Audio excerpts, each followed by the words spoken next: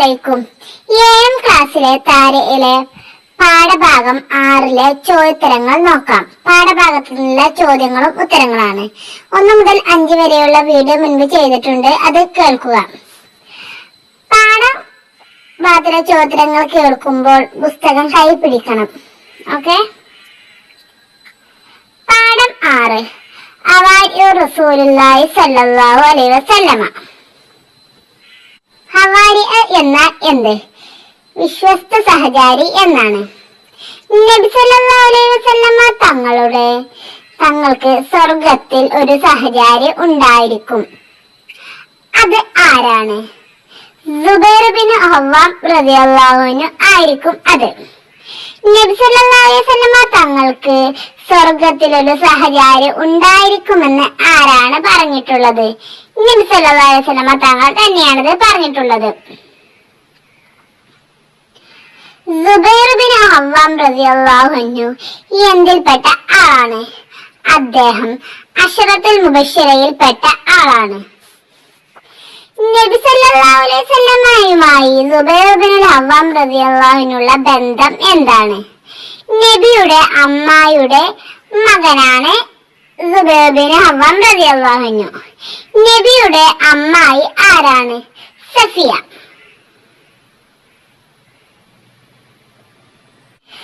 Zubair bin അവ്വാം റളിയല്ലാഹു അൻഹുവിന്റെ ഭാര്യ ആരാണ്? അസ്മ ബീവിയാണ്. അസ്മ ബീവിയുടെ ഉപ്പ ആരാണ്? അബൂബക്കർ റളിയല്ലാഹു അൻഹു.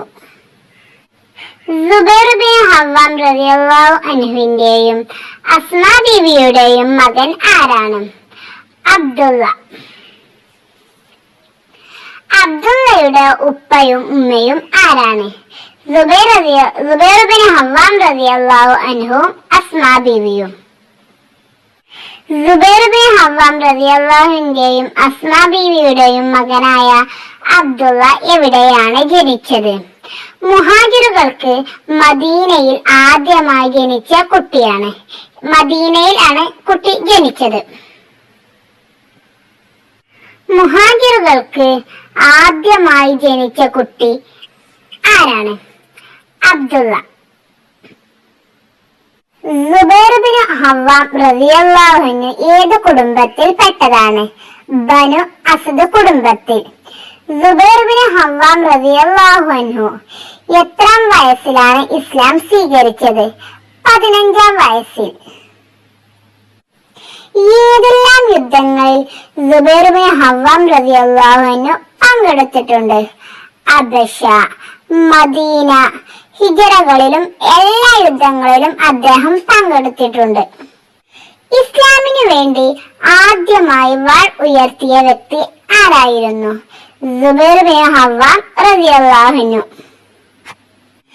സുബൈർ ബിൻ അവ്വാം റളിയല്ലാഹു അൻഹു ആദ്യമായി വാൾ ഉയർത്തിയത് എന്തിനാണ്? നബി സല്ലല്ലാഹു അലൈഹി വസല്ലമ തങ്ങളെ ആരോ വധിച്ചു എന്ന് കേട്ടപ്പോഴാണ് അദ്ദേഹം വാള് ഉയർത്തിയത്. ഏത് യുദ്ധത്തിലാണ് സുബൈർ ബിൻ അവ്വാം റളിയല്ലാഹു അൻഹു ശത്രുക്കളുടെ നീക്കങ്ങൾ അറിയാൻ വേണ്ടി പോയത്? ഖന്തക് യുദ്ധത്തിൽ. ഖന്തക് യുദ്ധത്തിൽ ശത്രുക്കളുടെ നീക്കങ്ങൾ അറിയാൻ ആരാണ് പോയിരുന്നത്? സുബൈർ ബിൻ അവ്വാം റളിയല്ലാഹു അൻഹു. സുബൈർ ബിൻ അവ്വാം റളിയല്ലാഹു അൻഹു എന്തിനാണ് ഖന്തക് യുദ്ധത്തിന്റെ അന്ന് പോയത്? ശത്രുക്കളുടെ നീക്കങ്ങൾ അറിയാൻ വേണ്ടിയാണ് അദ്ദേഹം അന്ന് പോയിരുന്നത്.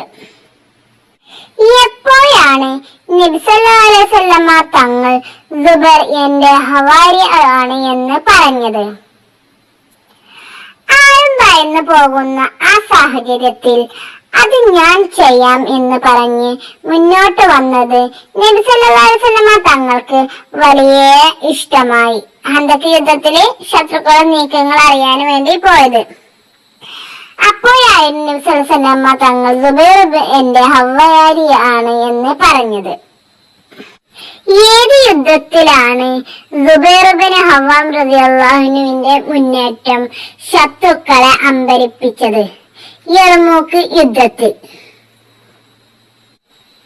ജമൽ യുദ്ധത്തിൽ നിന്നും സുബൈർ ബിൻ അവ്വാം റളിയല്ലാഹു അൻഹു പിന്മാറാൻ ഉണ്ടായ കാരണം എന്ത്?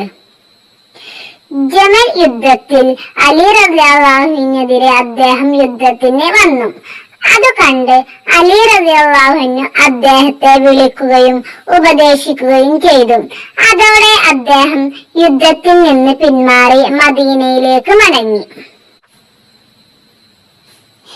ജമൽ യുദ്ധത്തിൽ നിന്നും സുബൈർ ബിൻ അവ്വാം റളിയല്ലാഹു അൻഹു പിന്മാറി എങ്ങോട്ടാണ് പോയത്? മദീനയിലേക്ക്. ഏത് യുദ്ധത്തിൽ നിന്നാണ് അലി റളിയല്ലാഹുവിന്റെ ഉപദേശം കൊണ്ട് സുബൈർ ബിൻ അവ്വാം റളിയല്ലാഹു അൻഹു പിന്മാറിയത്? ജമൽ യുദ്ധത്തിൽ നിന്നും. ആരാണ് സുബൈർ റളിയല്ലാഹു അൻഹുവിനെ കൊലപ്പെടുത്തിയത്? അർമൂസ് എന്ന ഒരാളാണ് അദ്ദേഹത്തെ കൊലപ്പെടുത്തിയത്.